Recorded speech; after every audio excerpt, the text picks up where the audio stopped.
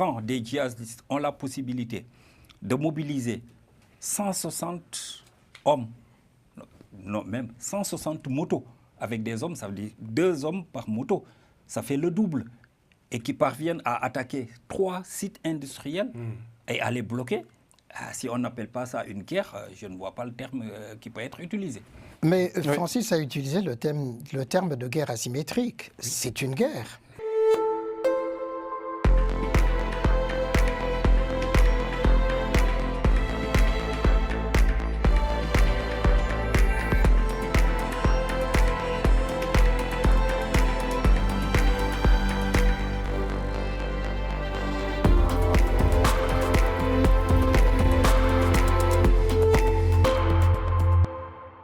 Restez avec nous, on va continuer à décrypter l'actualité avec le Mali. La course de JNIM au Mali. Le JNIM, c'est voilà,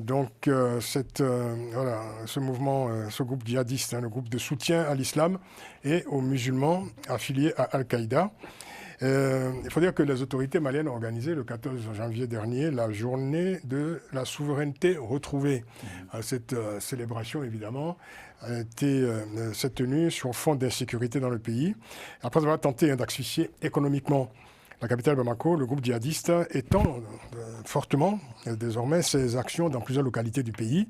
Renforcement du blocus dans la ville de Nioro, dans le sud du pays, destruction d'usines et d'infrastructures économiques dans la région de Kay, à l'ouest du pays, enlèvement de civils, exécutions sommaires, etc. Alors Alfred, voilà, donc le djihad économique, instauré par ce groupe, le JNIM, voilà, ces djihad économiques, on sème la terreur de plus en plus à l'intérieur du pays. Fureur et désolation à l'intérieur du pays. Les populations sont évidemment livrées, non seulement à la précarité, mais livrées également aux violences stratégiquement organisées par ce groupe. Pourtant, les autorités maliennes continuent de dire à qui veut les entendre que tout va bien et que la situation est sous contrôle. Comment vous expliquez cette attitude? Est-ce que c'est du déni ou alors une manière, je dirais, plus politique peut-être de gérer une situation qui, malheureusement, cette situation sécuritaire ne cesse de se dégrader? J'allais dire, c'est la méthode Assimi Goïta, pour ne pas dire la méthode Koué, pour masquer justement les insuffisances du régime, non seulement à contenir ce djihadisme, qui a asphyxié même Bamako pendant un certain temps, où il n'y avait plus de livraison de carburant. Et d'ailleurs, aujourd'hui encore, cette incertitude continue. Il y a un rationnement qui continue. Et au fond, ce qui se passe là, ça montre les limites effectivement de cette action de Assimi Goïta, qui a asphyxié l'opposition, qui a pratiquement décapité l'opposition, qui a essayé de contrôler aussi l'armée en arrêtant un certain nombre d'officiers et d'officiers généraux, et puis qui, par rapport justement à l'AES, n'est pas parvenu justement avec ses amis de l'AES à contenir le JNIM et tous les mouvements indépendantistes propres à chacun de ces pays-là. Ce qui crée justement cette incertitude, cette frustration pour les populations locales, que ce soit à Nioro, que ce soit à Kay et ailleurs au Mali. Pénurie de denrées alimentaires, et tout. De médicaments, de carburant. Exactement. Rareté de l'électricité et de l'eau. Tout à fait. Voilà, c'est la réalité de ces populations aujourd'hui. Tout à fait. Et c'est là où je voulais en terminer, mais avec justement le fait que pendant longtemps, ils s'étaient appuyés sur Wagner, qui est devenu Africa Corp. Aujourd'hui, qu'on ne voit plus du tout, parce qu'il y a eu ces violences de Wagner par le passé, à la fois contre les populations civiles maliennes, et puis une forme de morgue vis-à-vis de l'armée malienne. Donc ça montre effectivement ces insuffisances d'Assimi Goïta. Ben? Oh oui, moi, ce que je n'ai pas compris, c'est cette journée de la souveraineté retrouvée, alors que le pays croule sous une menace djihadiste qui est là.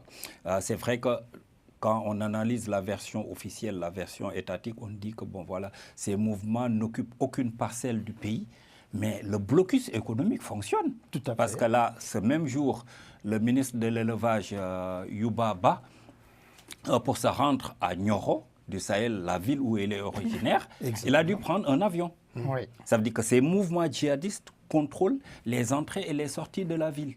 Et donc, en contrôlant les entrées et les sorties de la ville, de facto, il y a un blocus qui est là parce qu'il y a une raréfaction des denrées de première nécessité, des médicaments, du carburant.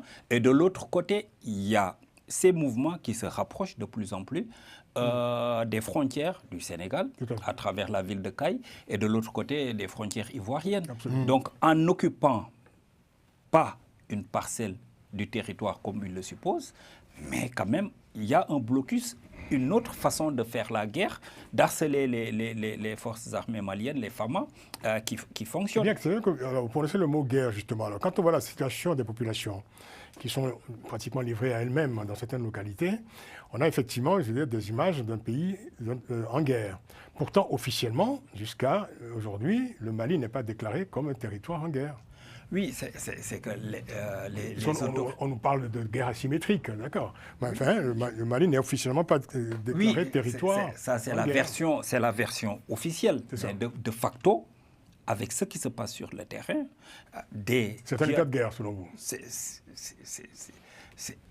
On peut l'appeler comme on veut, mais qui ne se définit pas comme tel. Qui ne se définit pas comme tel, mais quand des djihadistes ont la possibilité de mobiliser 160 hommes, non, même 160 motos avec des hommes, ça veut dire 2 hommes par moto, ça fait le double, et qui parviennent à attaquer 3 sites industriels et à les bloquer. Si on n'appelle pas ça une guerre, je ne vois pas le terme qui peut être utilisé. Mais Francis a utilisé le terme de guerre asymétrique. C'est une guerre. C'est une guerre aussi. Oui. Rapidement. Oui. Pour moi, en fait, il y a un problème qui s'oppose. Justement, on déclare que ce n'est pas une guerre, mais il y a la guerre en soi. Il y a un conflit armé. Oui, il y a un conflit armé. Le problème, multidimensionnel. Oui. Le problème, c'est que certains pays ou certaines armées, certains présidents considèrent que du moment où ils arrivent à contenir une rébellion ou un mouvement armé, ça va, ça peut continuer. Mais le problème, c'est que on occupe, même s'ils n'occupent pas, ils contrôlent. On laisse, c'est-à-dire qu'ils sont, tout mouvement armé qui est contenu et toujours en avance, arrive à grignoter. Pour moi, le Mali commet 2 erreurs principales.